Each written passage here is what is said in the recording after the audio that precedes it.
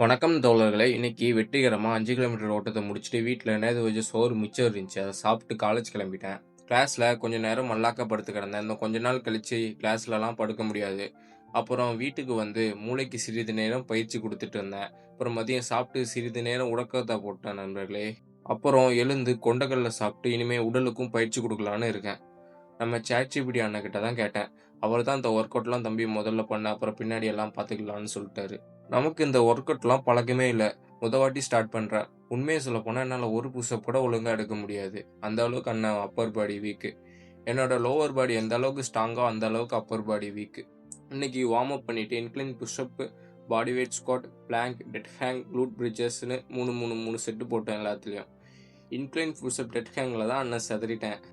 மத்தெல்லாம் ஈஸியா தான் இருந்துச்சு. அதெல்லாம் பிரச்சனை இல்ல. இது முடிஞ்ச அப்புறம் இன்னைக்கு 20 கிலோமீட்டர் சைக்கிளிங் பண்ணலான்னு இருந்தேன். ஆனா அண்ணன் பெடல் கோளாறு குடுத்துட்டான். 10 கிலோமீட்டர் தான் பண்ணேன். போற வழியில நண்பர்கள் சோளம் வாங்கி தந்தாங்க. நண்பர்களுக்கு நன்றி.